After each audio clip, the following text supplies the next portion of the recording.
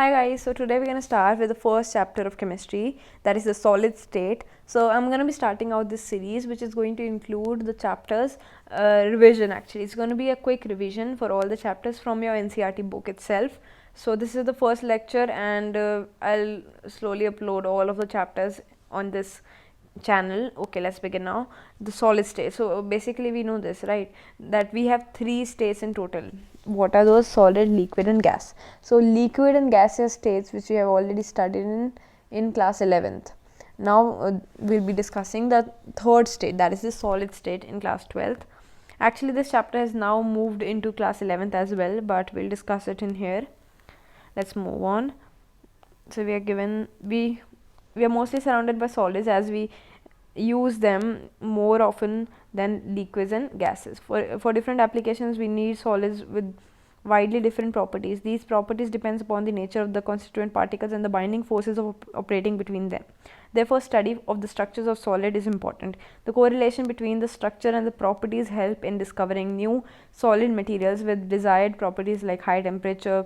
So basically इसमें हमें यही बता रहे हैं कि हमें solids के बारे में जानना क्यों ज़रूरी है, क्योंकि इनसे हमें पता चलता है कि हमें सपोज़ कोई एक स्पेसिफिक चीज़ के लिए एक ऐसा सॉलिड मटेरियल चाहिए जो क्या हाई टेम्परेचर को टॉलरेटेबल हो, सुपर कंडक्टर हो. तो मतलब ये हम कैसे बनाएंगे? अगर हम उनके साथ हमें उनके बारे में पता होगा, हम तभी उनमें कोई चेंजेस ला के अपने लिए यूजेबल फॉर्म में उन्हें कन्वर्ट करेंगे.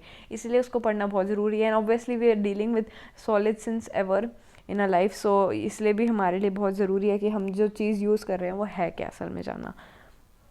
उसके बाद ये बता रहे हैं कि we know that liquids and gases.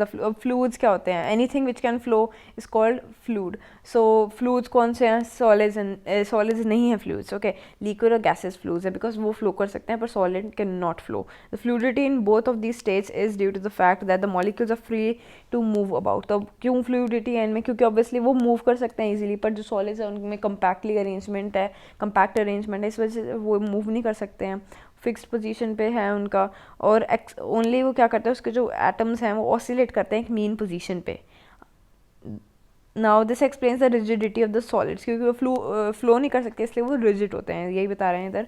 In crystalline solids the constituent particles are arranged in irregular pattern. So crystalline solids में क्या होता है? Are arranged in regular pattern. So crystalline solids में क्या होता है? हम जो कॉन्स्टिट्यूएंट पार्टिकल्स हैं, सॉलिड एटम्स हैं या फिर एक मॉलिक्यूल में, वो किस में अरेंज्ड हैं? रेगुलर पैटर्न में. तो अब ऐसे देखो, दो टाइप की फॉर्म्स होती हैं. एक होती है अमॉर्फस, एक होती है क्रिस्टलाइन.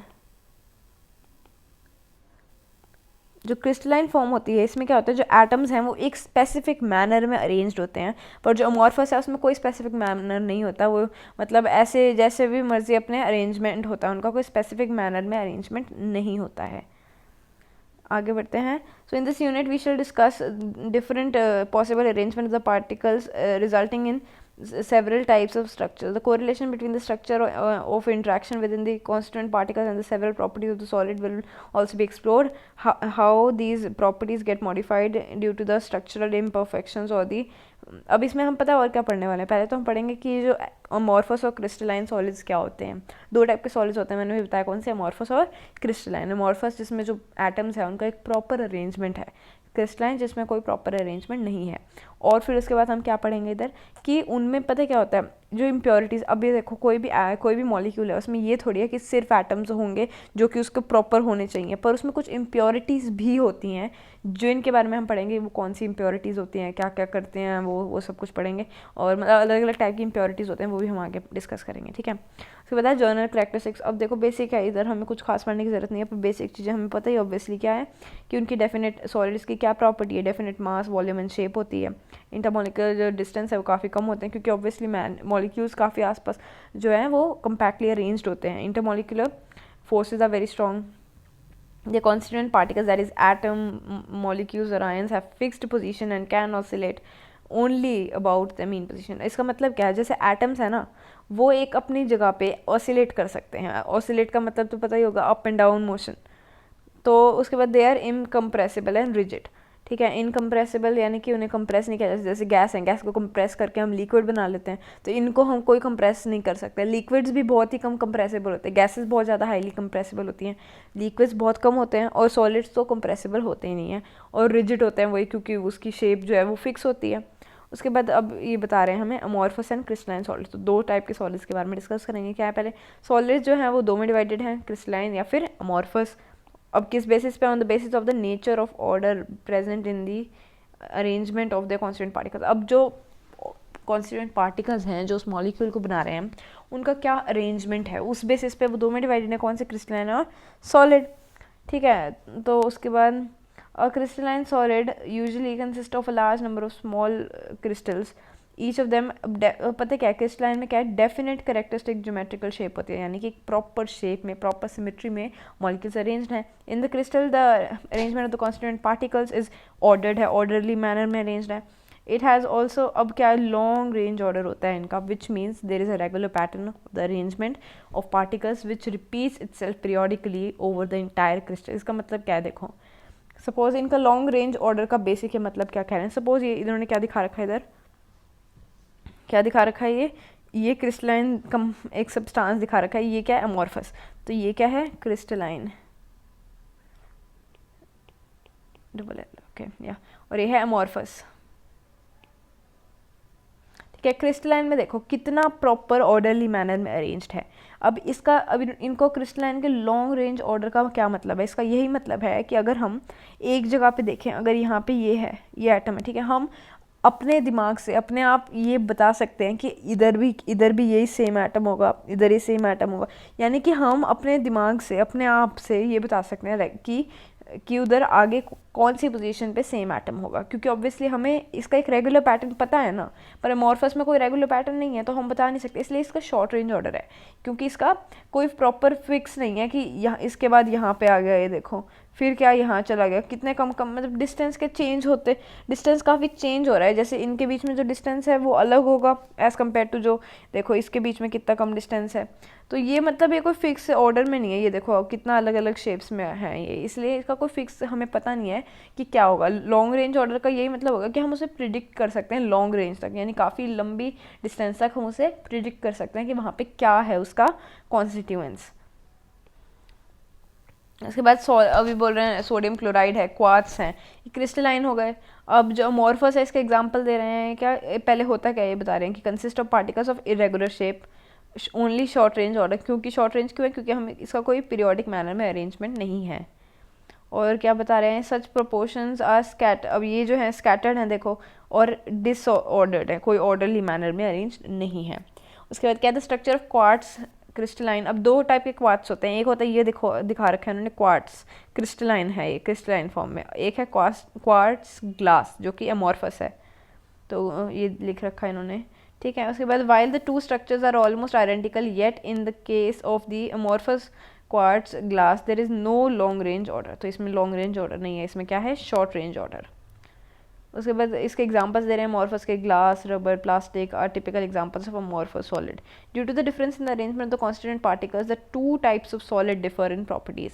अब इसलिए इनकी प्रॉपर्टीज़ डिफरेंट है, क्यों, क्योंकि इसमें ऑर्डरली अरेंजमेंट है, इसमें नहीं है। आगे बढ़ते हैं। उसके बाद क्या है, amorphous solids are useful materials, sorry ये एक पेज रह गया, हाँ जी यहाँ से देखते हैं। अब the crystalline solids have a sharp melting point.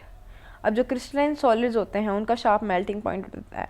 On the other hand जो अमॉर्फस है उनका उनका क्या हो, over a range, soften over a range of temperature, यानी कि अगर हम उन्हें मेल्ट करें तो उनका कोई फिक्स नहीं है कि वो इस पॉइंट पे मेल्ट होंगे या फिर इस पॉइंट पे वो बॉयल होंगे, इनका कोई फिक्स मेल्टिंग पॉइंट नहीं है। ठीक है, पर क्रिस्टलाइन का फिक्स होता है। On heating they become crystalline at some temperature. Some glasses objects from the ancient civilizations are found to become milky in appearance because of the some crystallization. Okay, now like liquids, amorphous solids have the tendency to flow.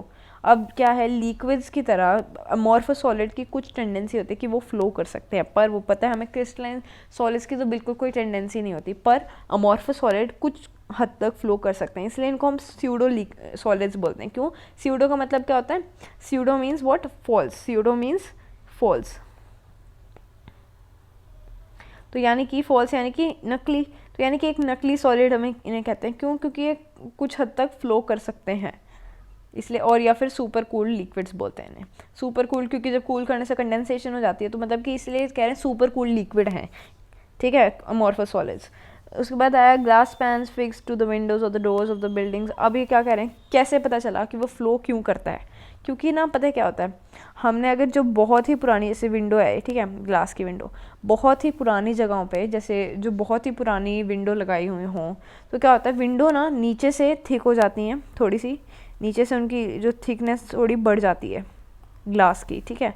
ऐसे क्यों होता है? क्योंकि जो flow जो amorphous है, gravity की वजह से अमॉर्फस जो सॉलिड है वो नीचे फ्लो करने लगता है, जिस वजह से नीचे थिकनेस बढ़ जाती है, ऊपर कम हो जाती है। वैसे ही जैसे काफ़ी पुराने ग्लासेस हों, जैसे उनमें भी यही होता है, नीचे वाला सरफेस होता है वो थिक हो जाता है, ऊपर वाला थिन रहता है, क्योंकि फ्लो करता है अमॉर्फस सॉलिड्स।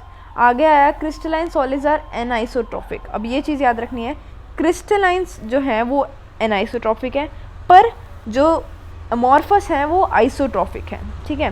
तो इसमें ना देखो, क्रिस्टलाइन जो है ये क्या है, एनाइसोट्रॉपिक, और अमॉर्फस जो है वो क्या है, वो क्या है, आइसोट्रॉपिक, ठीक है। अब क्यों है ये देखो, in the nature some of these properties like electrical resistance or the refractive index show different values when measured along different directions at the same crystal। अब इसका मतलब क्या है, क्रिस्टलाइन एनाइसोट्रॉपिक क्यों है, यानी कि उनको जैसे सपोज ये देखो क्रिस्टलाइन, अगर हम यहाँ से यहाँ चलें, क्रिस्टलाइन एनाइसोलिड, ठीक है, हमें क्या है, ये क्रिस्टलाइन सॉलिड है, तो इसमें इन्होंने हमें एनाइसोट्रॉफी दिखा रखी, कैसे पता चला हमें, ये देखो अगर हम यहाँ से यहाँ जाएँ तो ये देखो क्या हो रहा है, पहले सपोज ये वाला आ रहा है, फिर ये आ रहा है, एटम चेंज हो रहा है, पहले ये वाला आ रहा है, फिर ये, यानी कि लगातार इसकी प्रॉपर्टीज़ चेंज हो रही है, क्योंकि दोनों एटम्स की अलग प्रॉपर्टीज़ हैं। अब हम इस डायरेक्शन में अगर चल रहे हैं तो लगातार प्रॉपर्टीज़ चेंज होती जा रही हैं, इसीलिए एनाइसोट्रॉपिक है ये। पर अगर हम यहाँ से देखें तो देखो यहाँ से तो फिर भी सेम आ रही है, पर यहाँ से अलग होती जा रही है, इसीलिए इसकी एनाइसोट्रॉफी बोलते हैं इसको। जैसे यहाँ से देखो, यहाँ से भी अलग होती जा रही है, पहले ये एटम है, फिर ये, फिर ये, फिर ये, फिर ये, तो यानी कि एनाइसोट्रॉफिक इसलिए क्योंकि अगर हम एक लाइन में चल रहे हैं तो हम देख रहे हैं लगातार चेंजेस आ रहे हैं। किस में आ रहे हैं, इलेक्ट्रिकल रेजिस्टेंस में। हो सकता है ये वाला एटम ज़्यादा इलेक्ट्रिकल रेजिस्टेंट हो एज़ कम्पेयर टू ये वाला एटम, ठीक है। वेरस जो अमॉर्फस है वो मतलब उन्हें आइसोट्रॉपिक क्यों बोलते हैं, जैसे अमॉर्फस है, ये देखो आइसोट्रॉपिक इसलिए बोलते हैं, जैसे सपोज हम एक लाइन में चलते हैं तो फिर भी लगभग इसके कंपैरिजन में, क्योंकि ये तो ऑर्डर्ड है बिल्कुल, इसके कंपैरिजन में कम डिफरेंस आता है। उसके बाद क्या आया, since the arrangement of the particles is different along different direction, the value of the same physical property is found to be different along each direction. उसके बाद अमॉर्फस सॉलिड जो है वो आइसोट्रॉपिक होते हैं, मैंने बता दिया आपको क्यों, क्योंकि और क्या होता है उनके बारे में, क्यों होते हैं, क्योंकि नो लॉन्ग रेंज ऑर्डर, क्योंकि उनका फिक्स ऑर्डर नहीं है, वो हो भी सकता है दो एटम एक साथ एक जैसे आ जाएँ, ठीक है। उसके बाद अभी जो है हमें टेबल दी हुई है डिस्टिंक्शन करने के, क्रिस्टलाइन और अमॉर्फस में से अगर हमें डिस्टिंक्शन करनी है तो ये एक टेबल है, देखो क्या है, शेप क्रिस्टलाइन की वही डेफिनेट होती है, इनकी रेगुलर होती है, मेल्टिंग पॉइंट इसका मैंने बताया शार्प होता है, ये जनरली रेंज ऑफ टेम्परेचर पे, यानी कि कोई फिक्स टेम्परेचर नहीं है, कुछ रेंज होती है पूरी, इतने टेम्परेचर से लेके इतने तक ये मेल्ट होंगे, ठीक है। क्लीवेज प्रॉपर्टी आ गई, क्लीवेज प्रॉपर्टी यानी कि अगर हम क्रिस्टलाइन को कट करें नाइफ से तो शार्प एज छोड़ेगा, पर इसमें कोई शार्प एज नहीं होगा। उसके बाद हीट और फ्यूजन बोल दिया, इनका वही डेफिनेट है, इनका नॉट डेफिनेट है वैल्यू। एनाइसोट्रॉफिक नेचर, ये एनाइसोट्रॉफिक है, ये आइसोट्रॉफिक है नेचर, ये ट्रू सॉलिड्स हैं, स्यूडो सॉलिड्स हैं। ऑर्डर क्या है, ये लॉन्ग रेंज थे और ये शॉर्ट रेंज थे। आगे बढ़ते हैं, amorphous solids are useful, glass, rubber, plastic, ये सारे जो हैं अमॉर्फस ये यूजफुल है। Amorphous silicon is one of the best photovoltaic material available for conversion of sunlight into electricity, ठीक है। उसके बाद है crystallization of crystalline, classification of crystalline solid. जो क्रिस्टलाइन सॉलिड्स हैं उनको फर्दर हमने क्लासीफाई कर दिया डिफरेंट ग्रुप्स में। क्या है पहला, इन्होंने देखो पहला है मॉलिक्यूलर सॉलिड्स। मॉलिक्यूलर सॉलिड्स यानी कि मॉलिक्यूल्स आ गए इसमें, मॉलिक्यूल ज़्यादा कौन से, अब क्या है, एक सॉलिड है, सॉलिड मॉलिक्यूल से मिलकर बनाया तो वो मॉलिक्यूलर सॉलिड हो गया। इसके क्या 3 एग्जांपल्स हैं, पहला नॉन पोलर, पोलर और हाइड्रोजन बॉन्डेड। अब हमें पता है नॉन पोलर क्या होता है, देखो नॉन पोलर सपोज एग्जांपल देती हूँ इसका, इन्होंने दे भी रखे हैं, देखो हाइड्रोजन ये दे रखे हैं, ठीक है, ये दिखाती हूँ मैं कैसे हैं। देखो जैसे हाइड्रोजन है, ठीक है, अब देखो इनके बीच में इलेक्ट्रोनेगेटिविटी डिफरेंस क्या है, अबाउट टू बी ना, हाइड्रोजन की इलेक्ट्रोनेगेटिविटी होता है 2.2, इसकी भी 2.2, इनके बीच में इलेक्ट्रोनेगेटिव डिफरेंस 0, यानी कि जो इनके बीच में पोलर अट्रैक्शंस नहीं है। पोलर पोल्स कैसे बनते हैं, पोल्स तब बनते हैं अगर इनका पॉजिटिव और नेगेटिव चार्ज अलग हों, जैसे ऐसे हो जाता है ना, ये पोल्स बन जाते हैं अगर पॉजिटिव नेगेटिव चार्ज अलग अलग हो जाएँ, तो ये पोलर कहता है। पर इसमें क्या, क्योंकि इनके बीच में कोई डिफरेंस ही नहीं है, इस वजह से इसमें पॉजिटिव चार्ज और नेगेटिव चार्ज एक साथ हैं, इसलिए नॉन पोलर है, इसमें ऐसे पोल्स नहीं बन रहे अलग अलग, ठीक है। इनमें ये होता है, जैसे कि इनमें क्या होता है, जब भी इलेक्ट्रोनेगेटिव डिफरेंस 0 होता है तब नॉन पोलर बनता है, जैसे H2Cl2 और I2, इनके बीच में इलेक्ट्रोनेगेटिव डिफरेंस क्या है, 0, इस वजह से क्या है, नॉन पोलर। आगे बढ़ते हैं पोलर में, आगे जिनके बीच में इलेक्ट्रोनेगेटिव डिफरेंस, जैसे HCl SO2, अब एग्जांपल दिखा देती हूँ मैं HCl के बेसिस पे। HCl Cl के Cl का क्या होता है, इलेक्ट्रोनेगेटिव, इसकी वैल्यूज़ याद रखने की ज़रूरत नहीं होती, मैं बता रही हूँ आपको। इसका होता है 3.5 वैल्यू होती है, और हाइड्रोजन के हमने यहाँ पे 2.2 ली, तो इसके बीच में डिफरेंस देखो कितना आया, 1.3 का, यानी कि इनके बीच में इलेक्ट्रोनेगेटिव डिफरेंस काफ़ी है। तो यानी कि क्या बनाएंगे, पोल्स बना देगा, ऐसे पॉजिटिव और नेगेटिव चार्ज अलग हो जाएगा, इसलिए पोलर मॉलिक्यूलर सॉलिड हो गया। हाँ कहाँ गया, एक सेकेंड, तो ये क्या हो गया, पोलर मॉलिक्यूलर सॉलिड। आगे बढ़ते हैं हाइड्रोजन बॉन्डेड। हाइड्रोजन बॉन्डेड में क्या, हाइड्रोजन बॉन्ड्स हो, हाइड्रोजन बॉन्ड कौन कौन एटम बनाते हैं हमें पता है, एक तो बनाता है फ्लोरीन, ऑक्सीजन और नाइट्रोजन, ये तीनों हैं एटम्स जो क्या बनाते हैं, हाइड्रोजन बॉन्ड्स बनाते हैं, यानी कि हाइड्रोजन एटम के साथ ये बॉन्ड्स बना लेते हैं। क्यों बनाते हैं, वैसे ये बात थी कि इनकी इलेक्ट्रोनेगेटिव डिफरेंस, इनका इलेक्ट्रोनेगेटिविटी काफ़ी ज़्यादा होती है, इसलिए बनाते हैं हाइड्रोजन बॉन्ड। फ्लोरीन की अबाउट टू बी 4 होती है, ऑक्सीजन की 3.5, नाइट्रोजन की 3। तो उसके बाद the molecules of such atom contains polar covalent bonds between hydrogen, ये देखो हाइड्रोजन, फ्लोरीन, ऑक्सीजन, नाइट्रोजन, ये दिखा रखा है इन्होंने। उसके बाद नॉन कंडक्टर्स होते हैं इलेक्ट्रिसिटी के, और जर्नली दे आर वॉलेटाइल और soft solids under room temperature and pressure. उसके बाद है आयनिक। आयनिक हो गए जो आयनिक जैसे कि NaCl है, वो क्या है, आयनिक मॉलिक्यूल है, Na positive Cl negative, ions बन रहे हैं ना उसके, एक आयन कैटायन बन रहा है, एक एनायन बन रहा है। तो आयनिक आर कॉन्स्टिट्यूएंट, जिसमें आयन्स और कॉन्स्टिट्यूएंट पार्टिकल्स, तो वो हो गया आयनिक सॉलिड्स। तो इनका क्या है, इनके भी हाई जो मेल्टिंग पॉइंट, बॉइलिंग पॉइंट होता है इनका, क्योंकि ऑब्वियसली आयनिक स्ट्रक्चर जो है काफ़ी ज़्यादा स्टेबल होता है। उसके बाद मेटेलिक आ गए। मेटेलिक यानी कि मेटल्स क्या होते हैं, जो कि जिनमें से इलेक्ट्रॉन इजीली फ्लो करते हैं, फ्री इलेक्ट्रॉन्स होते हैं उनके पास, तो वही जिनके पास फ्री इलेक्ट्रॉन्स हैं वो क्या है, metallic. these electrons are mobile होते हैं क्योंकि फ्री इलेक्ट्रॉन्स है, मैंने बोला अभी। each metal atom contribute one or more electrons towards this sea of mobile electrons। तो हर एटम इलेक्ट्रॉन्स को डोनेट करते हैं, जिस वजह से उनके मतलब इलेक्ट्रॉन्स उनमें फ्री होने चाहिए। उसके बाद कोवेलेंट। कोवेलेंट नेटवर्क्स और सॉलिड। कोवेलेंट नेटवर्क बनाना, जैसे जाइंट मॉलिक्यूल्स बनाते हैं कोवेलेंट बॉन्ड्स बना के, जैसे डायमंड है, डायमंड में क्या कोवेलेंट बॉन्ड्स होते हैं, ठीक है, और ग्रेफाइट है, इनमें भी कोवेलेंट बॉन्ड्स है, तो ऐसे जाइंट स्ट्रक्चर बना लेते हैं। ये हाई मेल्टिंग पॉइंट होता है क्योंकि देखो प्रॉपर्ली ऑर्डरली अरेंज्ड है ये। गुड कंडक्टर्स ऑफ इलेक्ट्रिसिटी भी होते हैं ये, और डिफरेंट लेयर्स। अभी इसमें ना ये बहुत इंपॉर्टेंट लाइन है कि जो ग्रेफाइट है ना, ये क्या होता है, ग्रेफाइट जैसे डायमंड तो काफ़ी रिजिड है, उसको तोड़ना बहुत ही मुश्किल है, पर ग्रेफाइट है उसकी जो लेयर्स हैं वो आपस में स्लिप कर जाती हैं। क्यों, क्योंकि ये जो इनके बीच में डिस्टेंस है ना, ये एक लेयर है, देखो ये एक लेयर है, एक लेयर है, इनके बीच में डिस्टेंस काफ़ी ज़्यादा है, इस वजह से क्या होता है, ये एक गुड क्या है, इसलिए सॉफ्ट मैटर एक्चुअली। सॉफ्ट इसलिए क्योंकि इसके बीच में जो लेयर्स हैं ये दोनों आपस में स्लाइड कर सकती हैं, क्योंकि बॉन्ड्स काफ़ी, बॉन्ड लेंथ काफ़ी ज़्यादा बड़ी है, जिससे बॉन्ड स्ट्रेंथ कम हो गई, जिस वजह से काफ़ी वीक हैं ये वाले बॉन्ड्स जो हैं, जिस वजह से ये इजीली टूट जाते हैं। एक सेकेंड, कहाँ, हाँ जी, तो इसलिए काफ़ी इजीली ये वाले बॉन्ड्स जो हैं टूट जाते हैं। इसलिए क्या लिखा है उन्होंने, different layers can slide one over the other, this makes the graphite a soft solid and a good lubricant। इसलिए ग्रेफाइट को लुब्रिकेंट की तरह यूज़ करते हैं, क्योंकि काफ़ी ज़्यादा उसके अंदर क्या बना जाता है, स्लाइडिंग वाली लेयर्स हो जाती हैं इस वजह से। उसके बाद आया ये इन्होंने दिखा रखा है इधर एग्जांपल्स वगैरह देखें, जैसे अब देख लेते हैं हम क्विकली। मॉलिक्यूलर सॉलिड्स में हमने 3 पढ़े थे, कौन सा, नॉन पोलर, पोलर और हाइड्रोजन बॉन्डेड, ठीक है। इसमें क्या थे, फोर्सेस देख लो, नॉन पोलर में हमें पता है लंडन फोर्सेस या डिस्पर्जन फोर्सेस या वंडरबॉल फोर्सेस भी बोलते हैं इनको हम। उसके बाद डाइपोल डाइपोल इंट्रैक्शन होती है पोलर्स में, हाइड्रोजन में पता है हाइड्रोजन बॉन्डिंग होगी, एग्जाम्पल दे रखे हैं।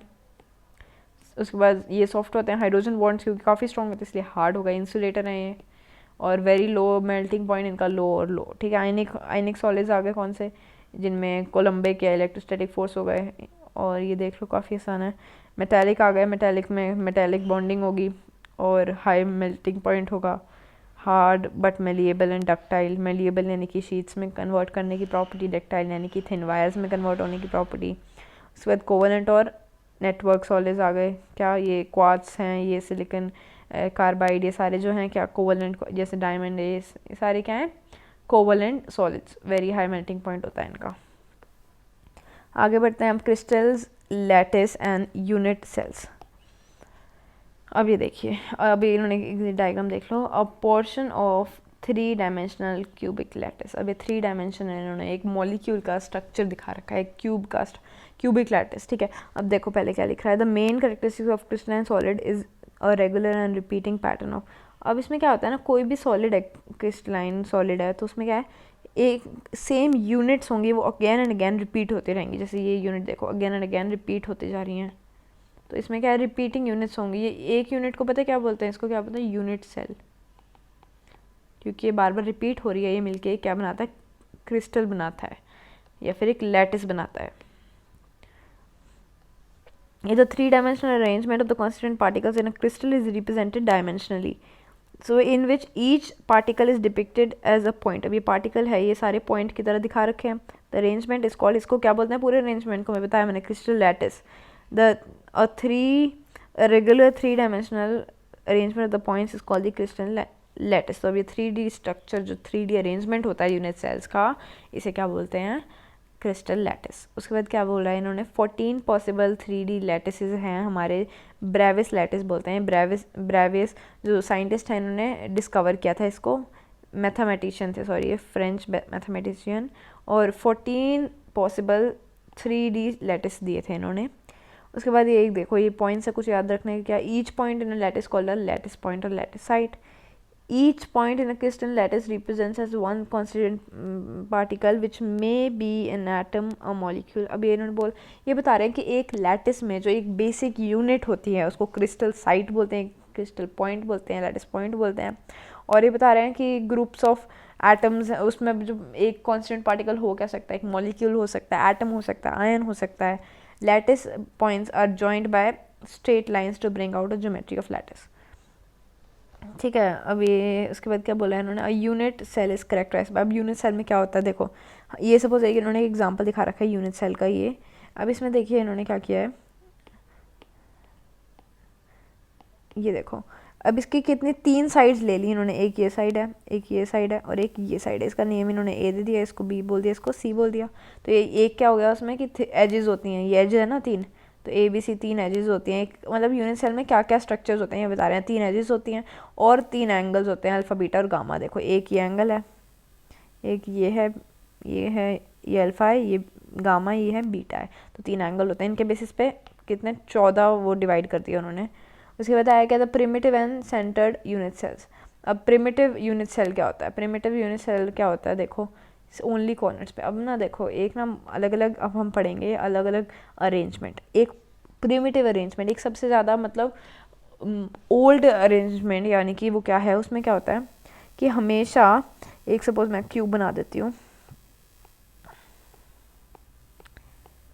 प्रिमिटिव अरेंजमेंट क्या कहता है कि 4 मॉलिक्यूल्स हैं, 4 मतलब कि उसमें, सॉरी 4 नहीं कहूँगी, यूनिट सेल्स हैं उसके कॉर्नर्स पे अरेंज्ड। देखो ये है, अगर अरेंजमेंट ऐसा हो जब कॉर्नर्स पे ऐसे यूनिट सेल्स हों, ये होता है प्रिमिटिव यूनिट सेल। तो इसमें क्या है, जब ओनली, उसके बाद क्या बोल रहे हैं, कांस्टेंट पार्टिकल्स जो हैं, ये मैंने पार्टिकल्स बनाए हैं, ओनली कॉर्नर्स पे प्रेजेंट हैं, ये होता है प्रिमिटिव यूनिट सेल। उसके बाद आया centred unit cell. Centred unit cell के कितने टाइप्स हैं, 3 टाइप्स होते हैं। एक क्या है उसका, body centred unit cell. Body centred में देखो क्या है, बॉडी सेंटर्ड यूनिट सेल। तो बॉडी सेंटर नाम से ही पता चल रहा है, बॉडी के, ये पूरी बॉडी के बीच में एक एटम है। ये देखो ये सबके बीच में है ये, ठीक है, दिख नहीं रहा होगा, मैं ऐसे बनाती हूँ, क्या पता आपको और अच्छा लगे, ठीक है। ये एक मतलब सेंटर में होता है, ये बॉडी सेंटर यूनिट सेल में हो गया, बॉडी के सेंटर में एक एटम है एक्स्ट्रा। यानी कि इसका मतलब क्या है, कॉर्नर्स पे तो होगा ही होगा, कॉर्नर्स पे तो सबके ही होगा, पर एक्स्ट्रा क्या है, इसके एक सेंटर में भी है, फेस सेंटर में क्या है कि उसके बोए अगेन कॉर्नर्स पे तो होगा ही, पर फेस के सेंटर पे भी है। देखो कैसे होता है फेस के सेंटर पे, ये है ना। अब मैंने क्या बोला, इसके कॉर्नर्स पे तो है ही, जैसे ये है, ये है, ये है, कॉर्नर्स पे तो होगा ही, पर फेस के सेंटर पे भी होगा। फेस के सेंटर पे जैसे इस फेस, ये पूरा फेस है ना, ये देखो ये फेस है, ये पूरा एक एक इसके सेंटर पे है, एक इस फेस के सेंटर पे, एक इसके सेंटर पे, एक नीचे वाले के, एक सामने वाले के, एक इसके पीछे वाले के भी होगा। तो टोटल 6 फेस होते हैं ना किसमें, एक क्यूब में, ठीक है, इसलिए इसके फेस सेंटर में हो गया। आगे बढ़े हम, एंड सेंटर्ड। एंड सेंटर्ड में क्या होगा, देखो जैसे सपोज एक क्यूब बना रही हूँ अगेन मैं, एंड सेंटर में क्या, कॉर्नर्स पे तो देखो होना ही होना है, पता है हमें, कॉर्नर्स पे तो है ही। एंड सेंटर में क्या हो गया, पर उसके कोई भी दो फेस, अपोजिट फेस के बीच में भी होगा। कोई भी दो अपोजिट फेस ले लो, सपोज हम एक ये फेस ले लेते हैं, एक ये फेस ले लेते हैं, इनके एक बीच में होगा, कोई भी सिर्फ दो में, ठीक है, ऐसे। तो फेस एंड सेंटर में ये हो गया। उसके बाद इन्होंने एग्जाम्पल दिखा रहा है कि क्यूबिक में क्या होता है। अब ये चीज़ें याद रखने की हैं, क्या जैसे मेन याद रख लो क्या है। पहले क्यूबिक तो नाम से पता चल रहा है, सारे एंगल क्या होंगे 90 डिग्री और सारी साइड्स इक्वल होंगी। टेट्रागनल में क्या होगा, टेट्रागनल में एंगल्स तो सारे 90 होंगे, पर साइड्स का डिफरेंस होगा। ऑर्थोरोम्बिक में एंगल सेम होंगे, पर साइड्स तीनों ही अलग होंगी। मोनोक्लिनिक में एंगल्स तो दो, देखो मैं यहाँ से दिखाती हूँ टेबल से ही बहुत आसान हो जाएगा। क्यूबिक में क्या होगा, तीनों एंगल सेम, तीनों साइड सेम। टेट्रागनल में क्या होगा, दो साइड सेम होंगी। देखो टेट्रागोनल ये है, इसमें ये साइड और ये साइड का डायमेंशन सेम है, पर ये लंबी है ना, इसलिए देखो टेट्रागोनल में क्यूबिक हो गया बेसिकली, देखो ठीक है, पर एंगल सारे इक्वल होंगे। ऑर्थोनॉमिक में तीनों साइड्स अलग होंगी पर एंगल्स इक्वल होंगे 90 डिग्री के। अब ये देखो ऑर्थोनॉमिक कैसे याद रखोगे आप, मैच बॉक्स देखा आपने, मैच बॉक्स में ये मैच बॉक्स लाइक स्ट्रक्चर है। देखो 90 डिग्री मैच बॉक्स में सारे एंगल क्या होते हैं 90 डिग्री, पर तीनों साइड्स जो हैं, तीनों एजेस जो हैं अलग अलग लेंथ के होते हैं। हेक्सागोनल हो गया, दो साइड्स इक्वल। देखो हेक्सागोनल कहाँ है, ये हेक्सागोनल है, क्या है हेक्सागोनल में, दो साइड्स तो इक्वल होंगी। देखो दो साइड्स इक्वल है, पर तीसरी साइड नहीं है, जैसे ये साइड अलग है, ये और ये साइड इक्वल है, ठीक है। और एंगल्स की बात आई, दो एंगल्स तो 90 डिग्री होंगे और एक 180 डिग्री होगा। ये देखो ये एंगल क्या है 180 डिग्री। उसके बाद आया रोम्बोहेड्रल या ट्राइगोनल भी बोलते हैं, इसमें तीनों साइड्स इक्वल हैं पर एंगल्स नहीं इक्वल हैं। ये देखो ठीक है, एंगल्स इक्वल तो हैं पर वो 90 के इक्वल नहीं है, मतलब मेरा ये हुआ। आगे बढ़ते हैं, आई डोंट नो ये क्यों नहीं आ रहा, चलो देख लेते हैं यहीं पे। ट्राइक्लिनिक में क्या होता है, तीनों एंगल्स अलग होते हैं, तीनों साइड्स अलग होती हैं। तो ट्राइक्लिनिक कोई आपसे पूछ ले, मैक्सिमम जो तीनों साइड्स डिफरेंस किस में होता है, इसमें तीनों साइड्स अलग होती हैं और तीनों एंगल्स डिफरेंट होते हैं, ठीक है। तो ये ट्राइक्लिनिक हो गया। आगे बढ़ते हैं,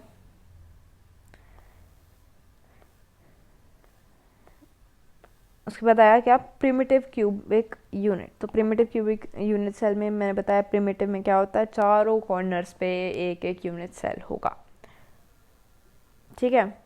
so in the primitive cubic unit depicted 3 different ways में। अब 3 डिफरेंट वेज में होते हैं। अब क्या हो गया, each small sphere represent only the centre of the particle occupying the position and not its actual size. Such structures are called the open structures, ठीक है। अब क्या बोल रहे हैं, ओपन स्ट्रक्चर क्या होता है कि जब each small sphere represents only the centre of particle occupying the position and not its actual size. समझ आया क्या कह रहे हैं सारे हैं कि जब जो स्फीयर्स होंगे ना सिर्फ वो सेंटर पे हैं और उनकी प्रॉपर एक्चुअल साइड्स पे नहीं है, ठीक है। इनको क्या, इसलिए ओपन स्ट्रक्चर बोलते हैं इसको। The arrangement is easier to follow in the open structure. अभी इन्होंने दिखा रखे हैं 3 स्ट्रक्चर्स, देखो इसमें कॉर्नर्स में है सिर्फ, इसमें क्या है पूरा दिखा रखे, देखो। अब एक बात इन्होंने बताई है कि देखो कि हमेशा जो कॉर्नर पे इसका कंट्रीब्यूशन लेते हैं हम 1/8 लेते हैं। एक सपोज ये क्या है, एक सपोज यूनिट सेल है, इसका कंट्रीब्यूशन हम कॉर्नर पे है, अगर ये कॉर्नर पे है तो इसका ये इतना सा कंट्रीब्यूशन 1/8 होता है, इस पूरे का सिर्फ 1/8 होता है कंट्रीब्यूशन, ये देखो। तो उसके बाद बॉडी यूनिट से बॉडी सेंटर क्यों, अब बॉडी सेंटर नाम से पता चल रहा है बॉडी के सेंटर में, हमने अभी पढ़ा था ये भी कॉर्नर्स पे होगा तो होगा ही सिर्फ, और एक बॉडी के सेंटर में भी होगा। ये देखो इन्होंने बॉडी के सेंटर में दिखा रखा है, जिसे BCC भी बोल देते हैं। अब देखो इसमें मैं आपको ये चीज़ दिखाती हूँ, एक चीज़ रह गई इधर, क्या कि मैंने आपको बोला कंट्रीब्यूशन, तो अब इसमें आप ये बताओ टोटल कितने एटम्स इन्वॉल्व होंगे इस पूरे यूनिट सेल में। देखो 1/8 तो एक का कंट्रीब्यूशन हो गया, टोटल कितने 1 2 3 4 5 6 7 8 8 है ना, तो यानी कि टोटल 1 एटम इसमें के कंट्रीब्यूट कर रहा है। देखो 1 आया इधर। अब इधर देखो नेक्स्ट पेज पे क्या कि इधर देखो इसमें 8 तो ये कंट्रीब्यूट कर रहे हैं कॉर्नर में, यानी कॉर्नर का तो ये हो गया 1 हो गया कॉर्नर का, पर जो एक बीच में भी है पूरा है बीच में, यानी कि 2, इसमें टोटल 2 एटम्स होंगे, 2 सेल्स होंगे या 2 एटम्स होंगे। फेस सेंटर्ड मैंने बताया, फेस सेंटर्ड यानी कि कॉर्नर्स पे है पर फेस के सेंटर में भी है। देखो फिर से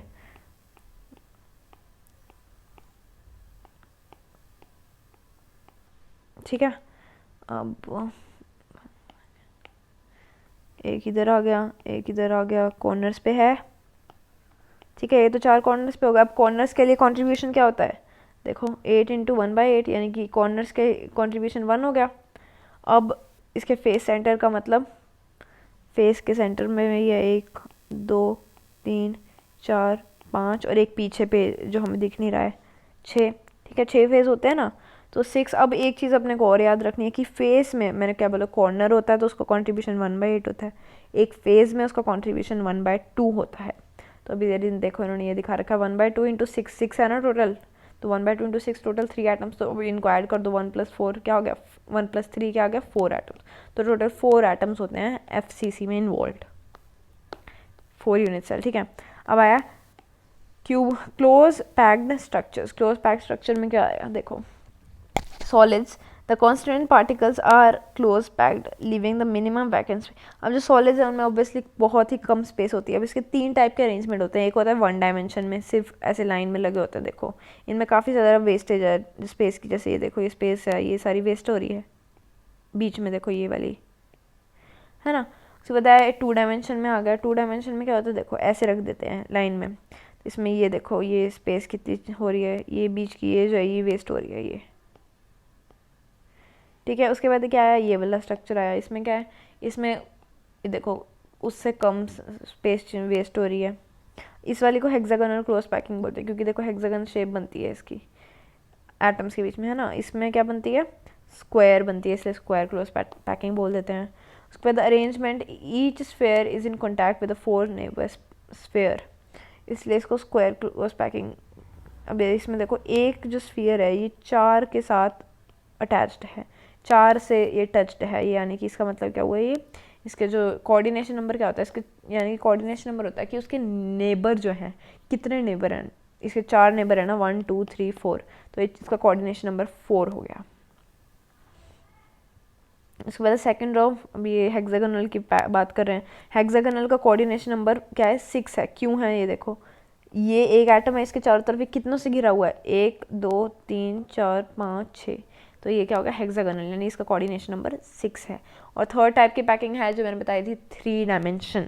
3 डायमेंशन में देखो बहुत ही कम वेस्टेज होती है, ऐसे एक दूसरे के दोनों तरफ से लगे हुए हैं, देखो यहाँ से भी यहाँ से भी यहाँ से भी, तीनों तरफ से, ठीक है। ये 3 डायमेंशन हो गई, इसमें काफ़ी कम वेस्टेज होती है 3 डायमेंशन।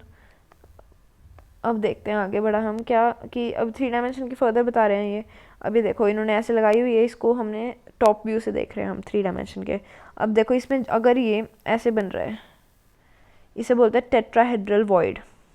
अगर ये ऐसे बनता है तो इसको बोलते हैं ऑक्टाहेड्रल वॉइड, ठीक है। और हमेशा एक चीज़ याद रखनी है कि जब हमेशा जो ऑक्टाहेड्रल वॉइड्स हैं, ऑक्टाहेड्रल वॉइड्स हाफ होते हैं टेट्राहेड्रल वॉइड्स के, यानी कि टेट्राहेड्रल वॉइड्स जो हैं वो डबल होते हैं as compare to octahedral voids, ठीक है। अब ये देखो इन्होंने यही बता रखा है, अगर ऑक्टाहेड्रल वॉइड्स n हैं तो टेट्राहेड्रल वॉइड्स 2n होंगे। अब इन्होंने एक और मेथड दिखा रखा है 3D स्ट्रक्चर का, कि ऐसे लेयर लगाना। एक लेयर तो हो गई ऐसे लगाई हुई है, देखो एक में ऐसे, यानी कि एक में क्या है 1 2 सेम है, फिर 1 2, इसमें 3 ले रखे हैं एटम्स, 1 2 3 1 2 3 ऐसे रिपीटेड होगा, इसकी कोई ख़ास ज़रूरत नहीं है। उसके बाद है formula of a compound and the number of voids, number of voids filled. तो इसमें क्या, earlier in the section we have learned that when the particles are closed packed resulting in the either CCP or HCP structure, two types of voids are generated। दो type के होते हैं, कौन से, एक तो टेट्राहेड्रल थे और एक ऑक्टाहेड्रल थे, ठीक है।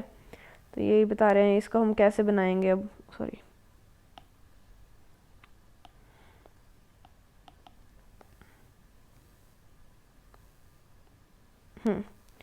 अब इधर आया क्या, पैकिंग एफिशिएंसी।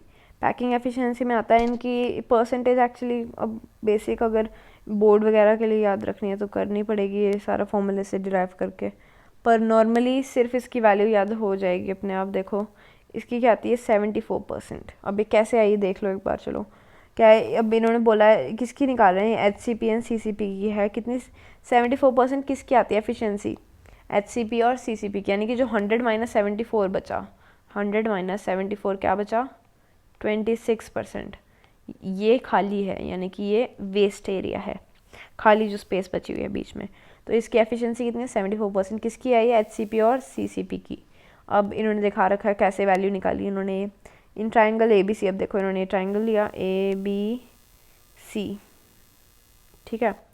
इसमें इन्होंने क्या किया, AC इज इक्वल टू ये वाली साइड पूरी, एक सेकंड में इसको इरेज कर देती हूँ। तो अब इन्होंने क्या किया, AC is equal to AC square, यानी कि ये उन्होंने पाइथागोरस थ्योरम लगा दिया ना, AC square is equal to B square is equal to BC square plus AB square. तो ये पाइथागोरस थ्योरम लगा के ये आ गया। तो यहाँ से इन्होंने B की वैल्यू निकाली, क्योंकि ये और ये साइड तो सेम हो गई ना। देखो इन्होंने A स्क्वायर क्यों लिया, क्योंकि इन्होंने ये साइड जो है और ये साइड बराबर ले रखी है, ठीक है। उसके बाद इन्होंने ये निकाल लिया, इसकी वैल्यू निकाल ली, ठीक है इसकी। फिर क्या बोला इन्होंने, अगर B 4R के इक्वल है, 4R के कैसे आया इक्वल, देखो देखो ऐसे आया 4R की, ये एक R हुआ, ये R R R, तो टोटल कितने R होगा 4R, तो 4R के इक्वल हुआ √2A। तो A इज इक्वल टू, इन्होंने A की वैल्यू निकाल ली यहाँ से।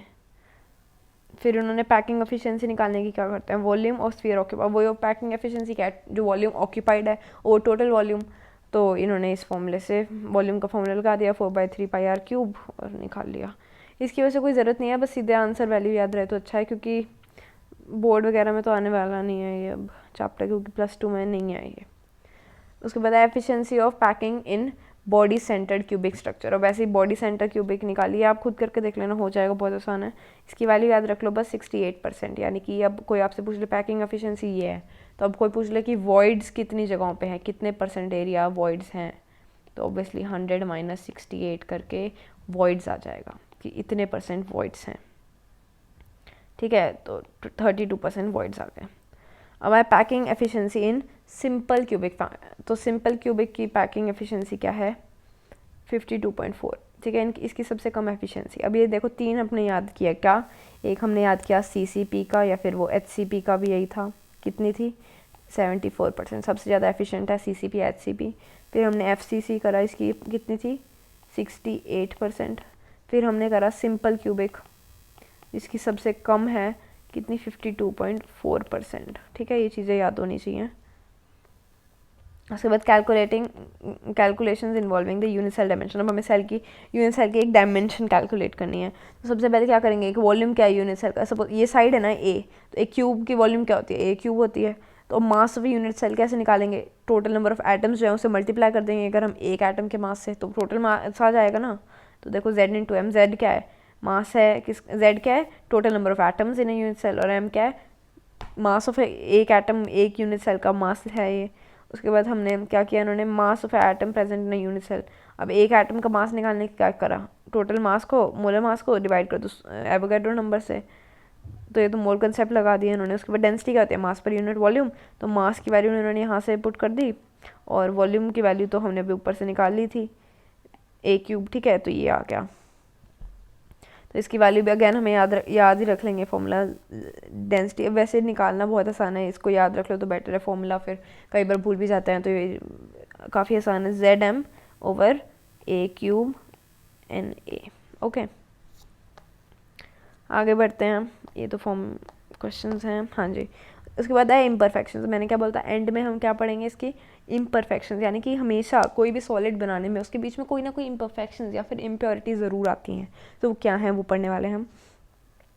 Although the crystalline solids have a short range as well as a long range order in arrangement of the constituent particles, yet crystal, अब हमने ये क्या बोल रहे हैं कि ऑब्वियसली क्रिस्टलाइन है, उसकी क्या होती है लॉन्ग रेंज ऑर्डर होती है, पर उसके अंदर ऑब्वियसली कुछ इम्परफेक्शंस होती हैं, क्योंकि everything like anything can not be perfect, right. तो इसलिए इसमें भी यही सेम कॉन्सेप्ट है कि कोई भी चीज़ परफेक्ट नहीं है, उसमें कोई ना कोई डिफेक्ट्स ज़रूर आते हैं। So there are small crystals have, these are small crystals have defects in them. These small crystals have defects in them. Okay, this happens when crystallization process occurs at fast or moderate rate. Single crystal are formed when the process of the crystallization occur at extremely slow rate. ठीक है, उसके बाद even these crystals are not free from defects. तो ये बोल रहे हैं कि अगर हम काफ़ी स्लो रेट पे भी क्रिस्टल बनाए ना, तब भी उसमें डिफेक्ट्स ज़रूर होंगे कोई ना कोई। तो वैसे इन्होंने डिवाइड कर रखे हैं कौन से होते हैं, 2 टाइप के डिफेक्ट्स होते हैं, एक होता है पॉइंट डिफेक्ट, एक होता है लाइन डिफेक्ट। पॉइंट डिफेक्ट में क्या होता है, एक पॉइंट पे कोई ना कोई चेंज आ गया, ठीक है। इन्होंने क्या बोला, इरेगुलरिटीज और derivation from the ideal arrangement around a point, एक पॉइंट के अराउंड ही कोई चेंजेस हो गए।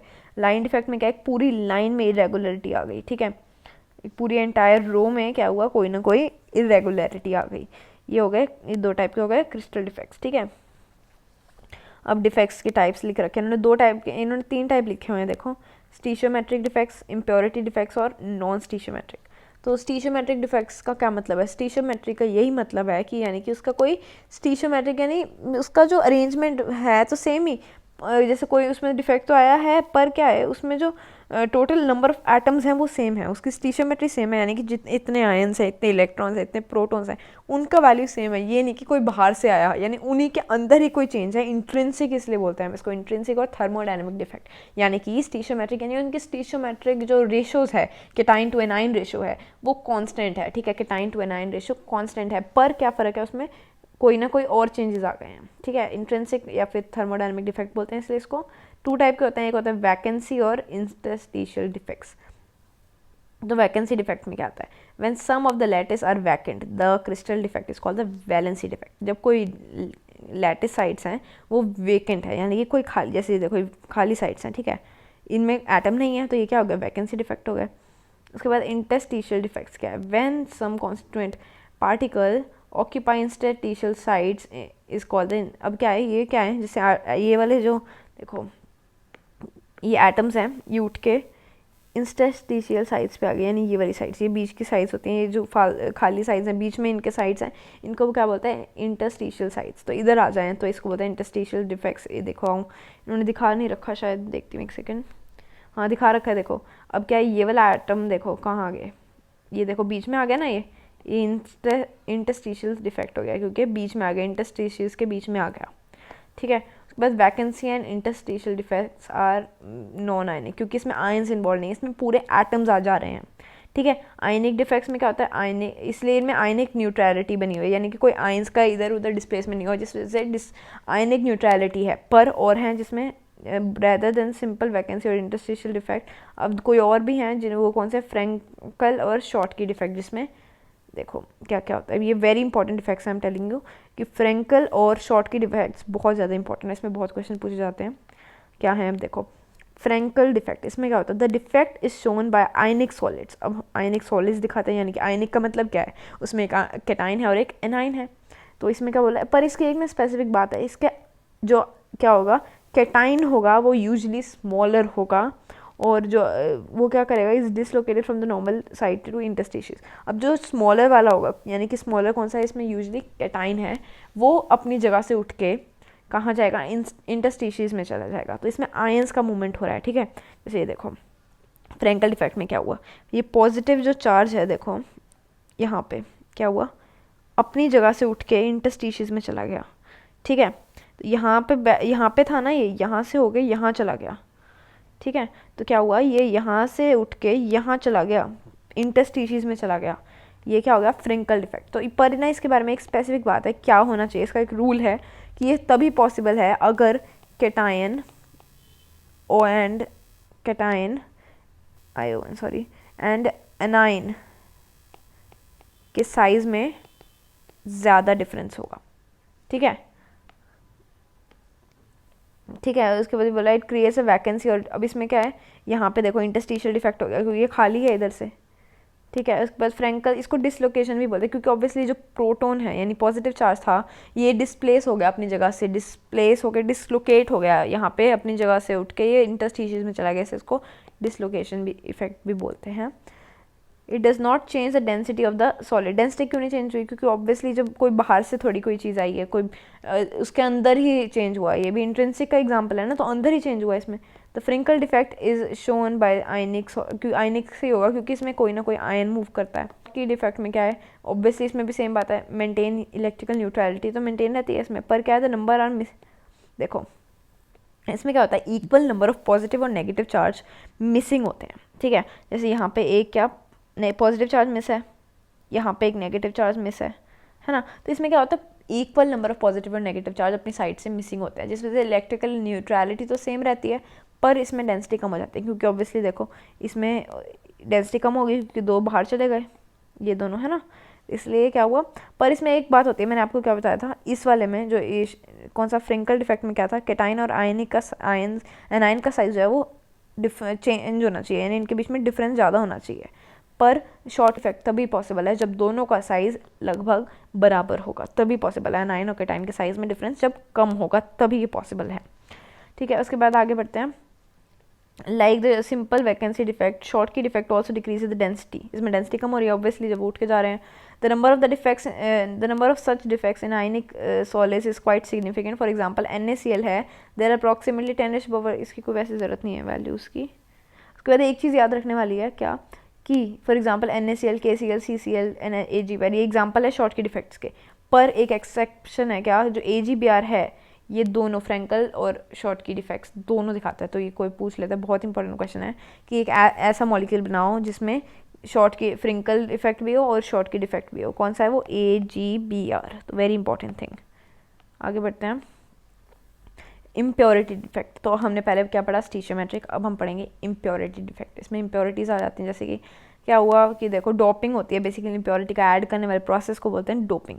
सो in the मॉल्टन NaCl a little amount of SrCl2 भी ऐड कर दिया, जिस वजह से SR2 पॉजिटिव आए ना आ गए उधर Na पॉजिटिव की जगह, तो each SR2 positive replace to Na positive, क्योंकि ऑब्वियसली उस पर Na पे एक पॉजिटिव है और SR पे 2 पॉजिटिव है, इस वजह से एक SR2 पॉजिटिव 2 Na पॉजिटिव को डिस्प्लेस कर लेंगे। उसके बाद it occupies the site of one ion and the other side remains vacant, तो एक साइड खाली हो जाएगी। देखो क्या हुआ, इन्होंने क्या किया, Na पॉजिटिव चला गया जिसकी वजह से यहाँ पे SR2 पॉजिटिव आ गया और एक साइड खाली हो गई, क्योंकि ऑब्वियसली 2 ये गए तब जाके एक आया ना। The cationic vacancy thus produce are equal in number to that of SR2 positive. इसका एग्जांपल CdCl2 और AgCl दे रखा है इन्होंने। आ गया नॉन स्टीशियोमेट्रिक, यानी कि इसमें क्या होता है, कोई स्टीशियोमेट्री नहीं मेंटेन होती है। तो इसमें पहले आया the defects discussed so far do not disturb the stoichiometry of the, अब हमने जब तो पढ़े हैं अभी तक उसमें कोई स्टीशियोमेट्री में चेंज नहीं आता, पर however large number of non stoichiometric inorganic solids जो हैं और non which contains constituent elements in non stoichiometric ratio, यानी कि उनमें कैटाइन और एनाइन का रेशो चेंज होता है। 2 टाइप के होते हैं, मेटल एक्सेस डिफेक्ट और डेफिशिएंसी, यानी जिसमें मेटल एक्सेस में मेटल ज़्यादा है। ठीक है, metal excess defect due to the anion vacancy, anion यानी कि नेगेटिव चार्ज, इनकी वैकेंसी की वजह से मेटल एक्सेस डिफेक्ट होता है। Sorry, alkali halides like NaCl है, KCl है, show this type of defect. When crystalline NaCl को हम हीट कर देते हैं एटमॉस्फेयर में, तो क्या होता है, वो 2 एटम्स में डिवाइड हो जाता है, 2 आयंस में डिवाइड हो जाता है, Na पॉजिटिव और Cl नेगेटिव में। This happens to by a loss of I'm sorry, this happens by a loss of electron by sodium atoms to form Na positive ions. ठीक है। तो ये कैसे होता है, इसमें Na पॉजिटिव आयन जब लॉस हो जाता है तभी होता है। Na पॉजिटिव आयन जब लॉस हुआ, देखो फिर से पढ़ो क्या बोल रहे हैं, when crystal of NaCl is heated, अब उसको हम हीट कर रहे हैं तो क्या होगा, सोडियम जो है वो वेपराइज हो जाता है, जिस वजह से वो एयर में चला गया। ठीक है, वेपराइज हो गया वो, क्योंकि तो जो Cl नेगेटिव बचा वो डिफ्यूज़ करता है सरफेस ऑफ द क्रिस्टल पे, और जो Na पॉजिटिव है वो एटम Na एटम है वो रिमूव हो जाता है NaCl से, जिस वजह से Na क्या हो जाता है, कम हो जाता है। तो क्या होता है, जिस वजह से this happens by the loss of electrons by sodium atom to form Na positive. The release of, अब इलेक्ट्रॉन क्योंकि रिलीज हुआ ना, डिफ्यूज इनटू द क्रिस्टल, अब क्या हुआ, Na पॉजिटिव हुआ क्योंकि एक उसने इलेक्ट्रॉन लूज किया, तो वो जो इलेक्ट्रॉन लूज किया उसने वो कहाँ चला गया, इंटरस्टिशियल साइड पे, देखो यहाँ पे। As a result the crystal now has excess of sodium, अब क्या उसके पास सोडियम का एक्सेस हो गया, है ना। नाउ अब क्या बोल रहे हैं, ये the anionic sides occupied by unpaired electron is called the F centre, यानी कि ये साइड जो है ये क्या हो गई, एफ सेंटर। ठीक है, फ्रॉम, अभी वर्ड कहाँ से आया है, ये एक साइंटिस्ट थे जर्मन, उनके बेसिस पे आया नाम, एफ सेंटर उनका नेम था ये। ठीक है, उसके बाद देम पार्ट, एफ सेंटर जो है वो येलो कलर, इस वजह से, इस एफ सेंटर की वजह से NaCl के क्रिस्टल को येलो कलर दिया जाता है। The colour result by the excitation of the electrons, अब क्योंकि जब देखो Na पॉजिटिव कैसे, जब Na जो है वो एक्साइट होकर उसने एक इलेक्ट्रॉन को लूज़ किया, तो इलेक्ट्रॉन जब डिस्प्लेस हुआ तब उसने वो क्या बनाया, कलर को जनरेट किया। Similarly excess of the lithium crystal pink colour देता है, जैसे LiCl का इसलिए कलर क्या होता है, पिंक होता है, क्योंकि Li जब एक इलेक्ट्रॉन को लूज़ करके Li पॉजिटिव की स्टेट में आ जाता है। वैसे पोटेशियम क्लोराइड है, इसका कलर क्या होता है, लाइलैक वॉयलेट का ही कलर होता है, वॉयलेट को ही लाइलैक बोलते हैं। और इसमें क्या होता है, जब K पॉजिटिव होता है, यानी कि पोटेशियम में एक इलेक्ट्रॉन को लूज़ करता है, तो वो क्या, लाइलैक कलर जिस वजह से आता है। Metal excess defect, metal excess defect is due to the extra cation, अब इसमें एक्स्ट्रा कैटाइन आ जाता है इंटरस्टिशियस में, इसमें इंटरस्टिशियस में क्या आ रहा था, एक्स्ट्रा इलेक्ट्रॉन, इसमें एक्स्ट्रा कैटाइन आ जाता है। Zinc oxide is white in colour at the room temperature, on heating it loses oxygen and turns yellow. अब देखो रूम टेम्परेचर पे वाइट है, अब हीट किया इसको तो ये किस कलर का हो गया, येलो कलर का, क्योंकि ऑब्वियसली इसने 2 इलेक्ट्रॉन लूज़ किए, इलेक्ट्रॉन की वजह से उसमें कलर आ गया, इलेक्ट्रॉन को एक्साइटेशन की वजह से। Now there is excess of zinc in the crystal, अब जिंक की एक्सेस हो गई, and its formula becomes Zn1 + XO, क्योंकि ऑब्वियसली क्या हुआ, जिंक एक बढ़ गया, है ना, पहले एक्स था तो अब एक इंक्रीज हो गया इस वजह से, क्योंकि ये देखो यहाँ पे हीट हो गई, जिंक बढ़ गया ना, जिंक रिलीज, ऑक्सीजन तो उड़ गई देखो एयर में, जिंक बढ़ गया, हेंस द क्या हुआ, एक्सेस ऑफ जिंक जो है मूव टू, अब ये जिंक इस वजह से इंटरस्टिशियल साइट पे चला जाता है। अब मेटल डेफिशिएंसी डिफेक्ट, ये तो हमने इसी के एग्जांपल पढ़ लिए, ठीक है, कि क्या है मेटल एक्सेस में, पहले हमने पढ़ा जब एनायनिक वैकेंसी हो, और इसमें क्या थी, दूसरा हमने पढ़ा किसका, जिंक ऑक्साइड का, इसमें क्या था, एक्स्ट्रा कैटाइन था, तो इसमें एक्स्ट्रा एनाइन, इसमें extra cation.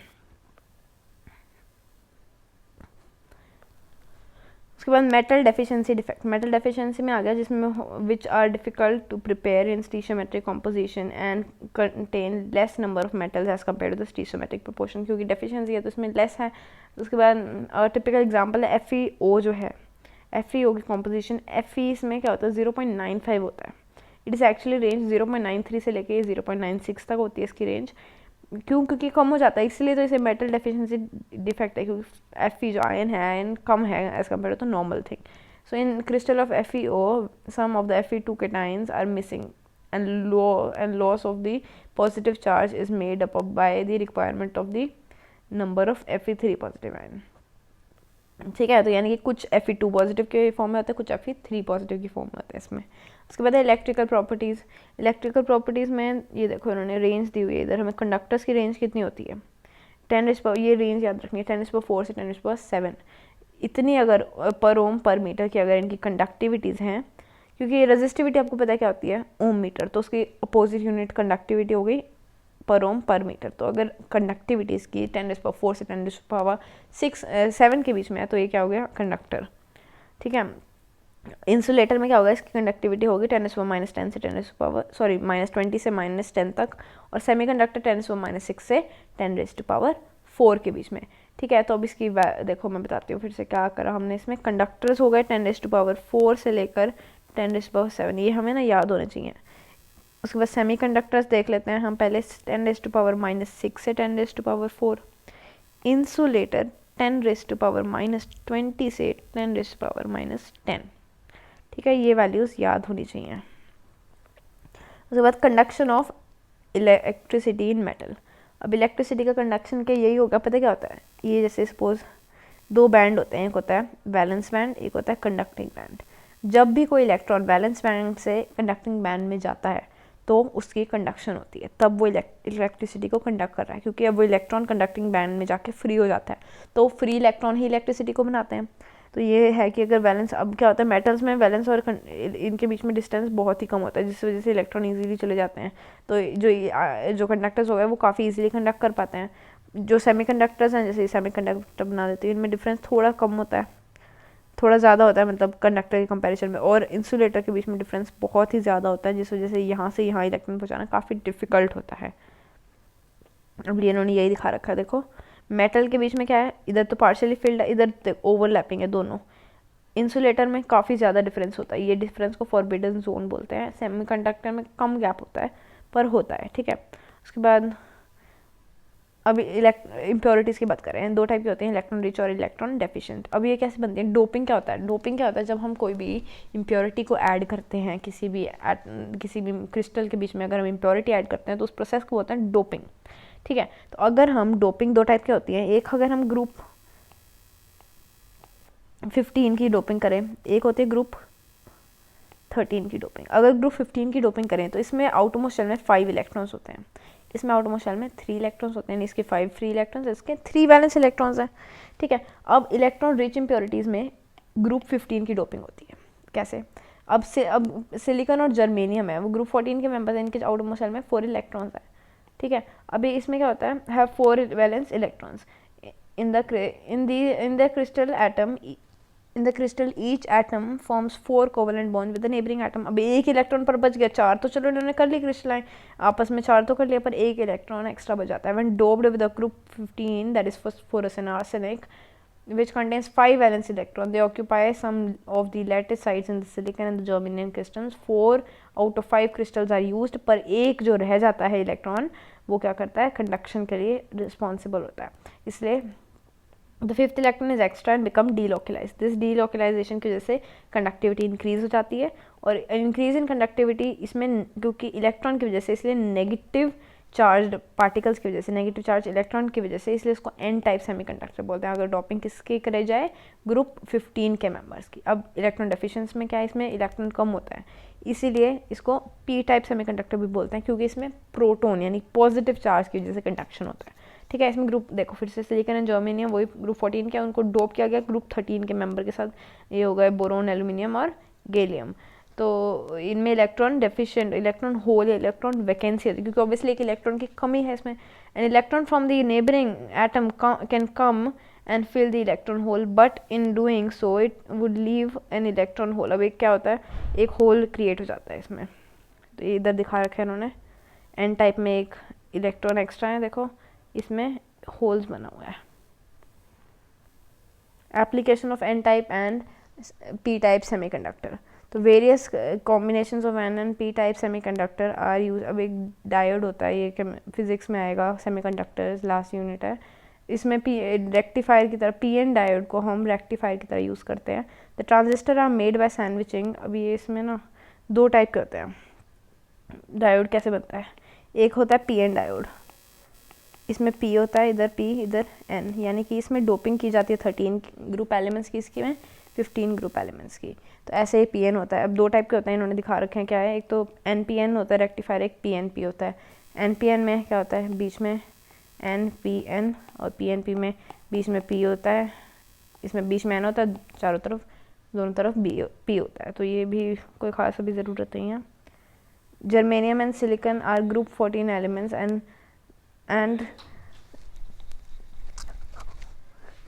Germanium and silicon are group 14 elements and therefore have a characteristics valence of 4 electrons and form 4 bonds in a diamond. तो अब ये दिखा रखा है ना ग्रुप 13 और 15 या फिर 12 और 16 हमेशा, यानी कि हम ये देखें अगर डोपिंग कब हो सकती है, अगर जैसे हमने पहले की थी ग्रुप 13 और ग्रुप 14 की, या फिर हम कर सकते हैं ग्रुप 14 प्लस ग्रुप 15 की, या फिर ग्रुप 14 प्लस 12 16, ऐसे मतलब इनकी इन्होंने दिखा रखा है या तो 13 15 की डोपिंग होगी या 12 16 ग्रुप की डोपिंग होगी.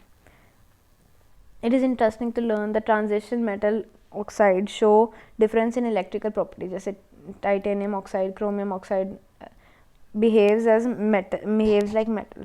तो इधर इन्होंने एग्जांपल दिया हुआ है कि ReO3 जो है ये क्या है, मेटेलिक कॉपर है, इज़ लाइक मेटेलिक कॉपर. उसके बाद ये इसकी कोई ज़रूरत नहीं है. मेटेलिक मैग्नेटिक प्रॉपर्टीज़ में आ गया कि एक तो बोहर मैग्नेटॉन क्या होता है. बोहर मैग्नेटॉन का एक फॉर्मूला होता है mu B is equal to (n-n-2). ये इसका है मैग्नेटिक मोमेंट का. बोहर मैग्नेटॉन इसकी यूनिट है. तो इसमें n क्या होता है, n क्या होता है इसमें unpaired electrons, number of unpaired electrons. उसके बाद ये 5 टाइप्स के होते हैं. एक होता है पैरामैग्नेटिज्म. इसमें क्या होता है, पैरामैग्नेटिज्म में अनपेयर्ड इलेक्ट्रॉन्स प्रेजेंट होते हैं. अनपेयर्ड इलेक्ट्रॉन्स होते हैं पैरामैग्नेटिज्म. एग्जांपल दे रखा है ये. डायमैग्नेटिज्म में कोई भी अनपेयर्ड इलेक्ट्रॉन नहीं होता, जिस वजह से जो नेट स्पिन है वो जीरो हो जाता है, यानी कि नेट मैग्नेटिक मोमेंट जीरो हो जाता है, क्योंकि मैग्नेटिक मोमेंट का क्या फॉर्मूला था, magnetic moment is equal to (n-2) Bohr's magneton. तो n क्या होता है, अनपेयर्ड इलेक्ट्रॉन, क्योंकि डायमैग्नेटिक में कोई भी अनपेयर्ड इलेक्ट्रॉन नहीं होता, जिस वजह से n की वैल्यू जीरो हो जाती है और इसलिए इनका नेट मैग्नेटिक मोमेंट जीरो होता है.